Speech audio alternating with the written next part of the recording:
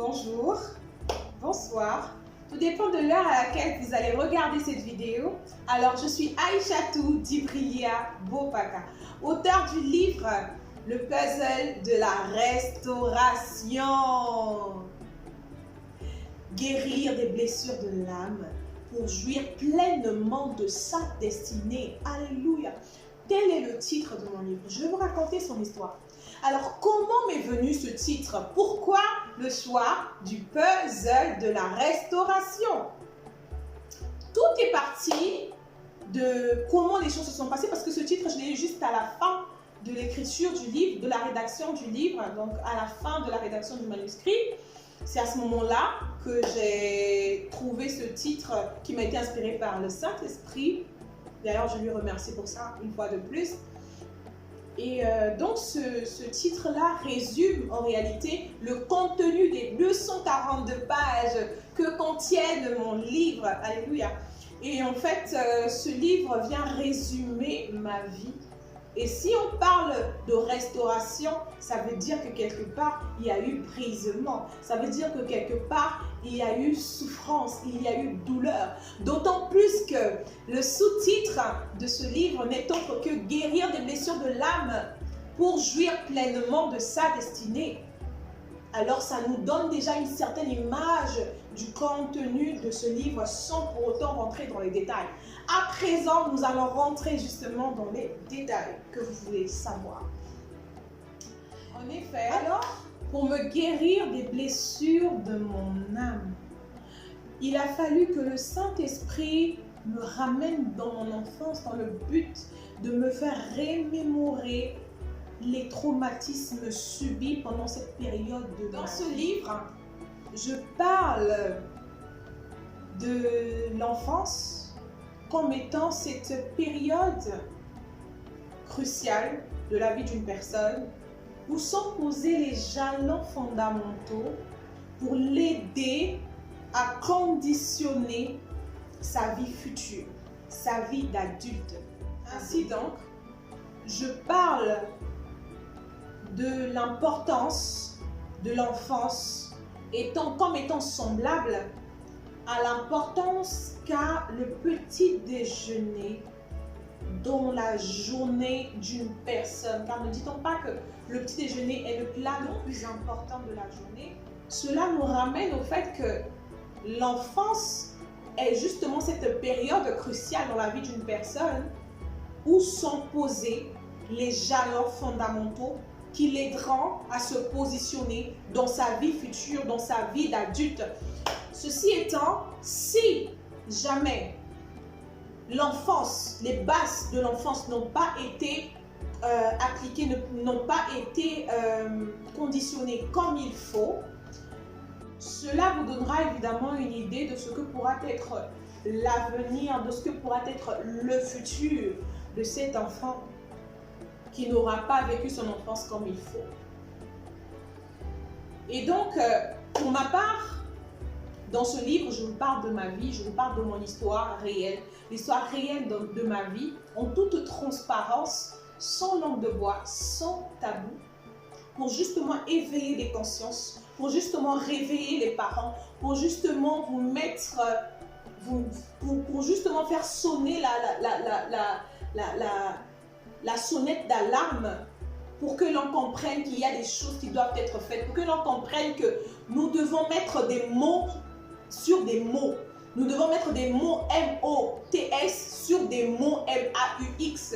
Car oui, les gens souffrent, le monde souffre. Et tant que l'on restera fermé, tant que l'on restera bouche cousue, tant que l'on restera muet sur ces choses, silencieux sur ces situations qui pourtant se passent sous nos yeux, nous aussi ferons partie, sinon nous faisons partie des bourreaux. Nous ne sommes pas mieux qu'eux, d'où nous devons libérer la parole pour que ces choses cessent, pour qu'elles s'arrêtent enfin. Et que des vies soient restaurées, et que des âmes soient guéries, que des âmes soient restaurées, car Dieu veut guérir des âmes. Dieu m'a dit pour le compte de ce livre, quand il m'a ordonné d'écrire ce livre, il m'a dit tout ce par quoi tu es passé, tu dois en parler. Tu dois en parler. Tu dois parler de ces choses-là. Parce que moi, je te leur donne.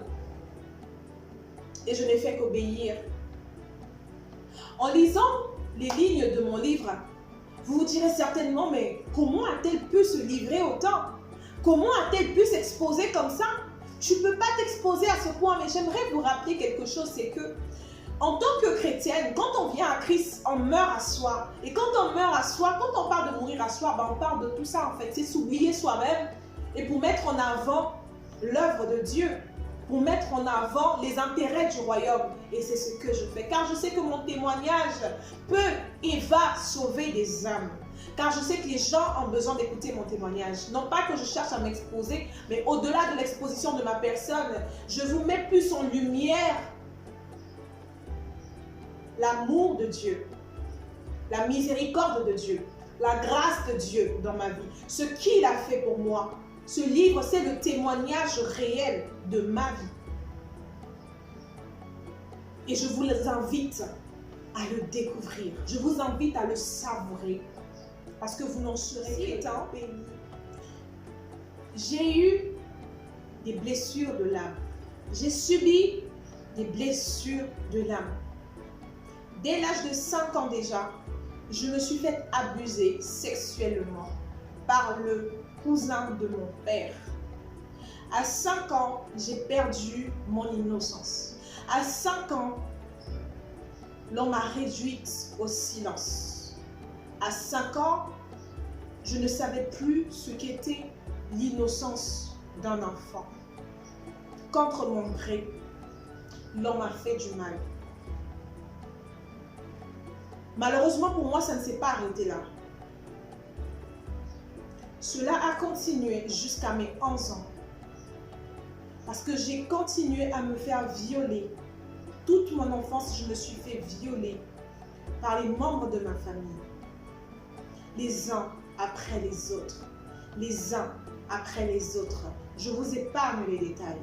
Mais pour un enfant, c'était très horrible. J'ai subi toutes sortes de violences sexuelles. Tout ce que vous pouvez imaginer et tout ce que vous ne pouvez pas imaginer. J'ai subi ces choses contre mon gré. J'étais un enfant. J'avais besoin de mon innocence. J'avais besoin de grandir comme tout le monde. C'était si horrible, si difficile que cela a changé le cours de ma vie.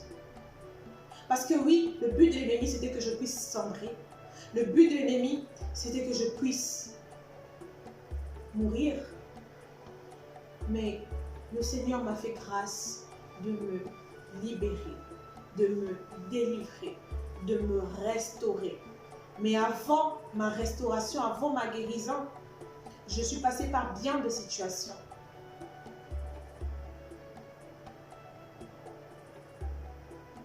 Le viol est un fléau. Le viol n'est pas censé être un tabou. Le viol détruit réellement des vies. Un enfant de 5 ans n'a rien à offrir. Un enfant de 5 ans n'a rien d'aguicheur. Un enfant de 5 ans ne peut pas demander du sexe.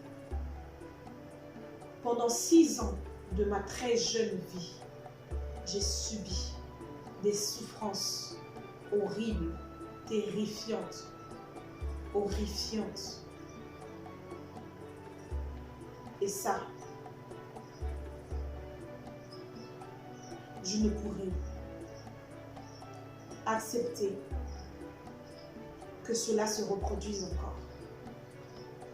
Le silence ne peut plus perdurer. La parole doit être libérée. Nous devons parler parce que se taire, c'est être bourreau aussi. Se taire, c'est faire partie de cet anarchisme. Se taire, c'est contribuer à cette souffrance, à cette douleur dont souffrent encore aujourd'hui nombreux enfants dans des familles. Ce ne sont pas les personnes de l'extérieur qui m'ont fait du mal. Je me rappelle que quand on grandissait, j'étais une enfant, nous étions toujours dans la maison. Nous étions toujours dans la maison, nous ne sortions jamais. On jouait dans la parcelle, toujours là. Et ma mère croyait me protéger. Je peux la comprendre. Et je la comprends d'ailleurs. Aujourd'hui, je suis mère, j'ai 3 enfants, je sais ce que c'est. Mais seulement, le diable que ma mère craignait à l'extérieur avait malheureusement élu domicile sa maison. Et il faisait des ravages. Parce que c'était des personnes qui étaient dans la maison de ma mère, dans la maison de mon père, qui m'ont fait du mal. Mais aujourd'hui, si j'en parle, ce n'est pas pour les condamner, mais c'est pour condamner leurs actes.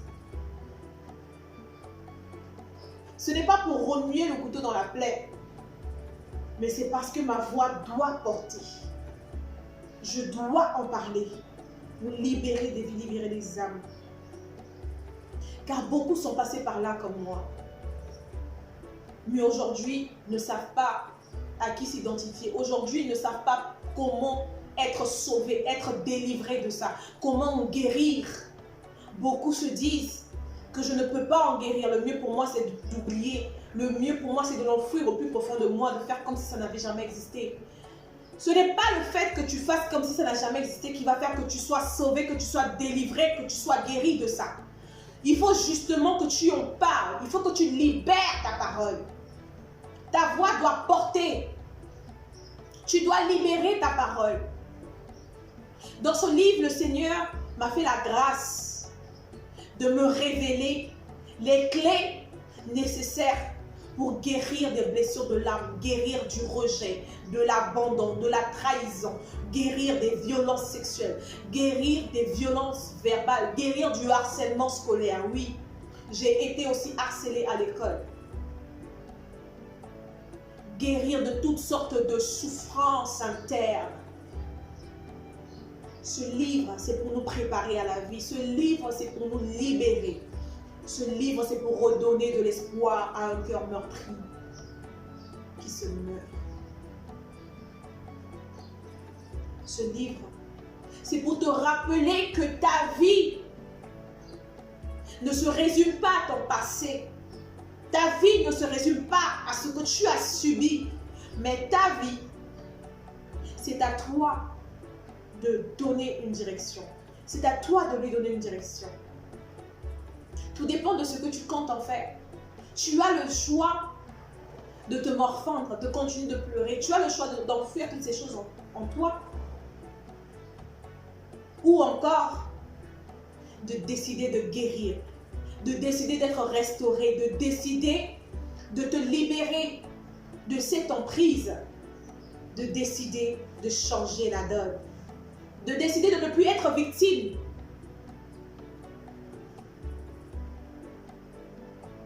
Et de changer l'histoire. Car oui, le changement passera par moi, il passera par toi, il passera par nous. Car seul, on va plus vite, mais ensemble, nous irons plus loin. Par la grâce de Dieu et pour sa gloire. Je vous dis à bientôt pour une prochaine capsule concernant le livre Le puzzle de la restauration, guérir des blessures de l'âme, pour jouir pleinement de sa destinée. C'était Aïchatou Djibriya Bopaka. Shalom chez vous.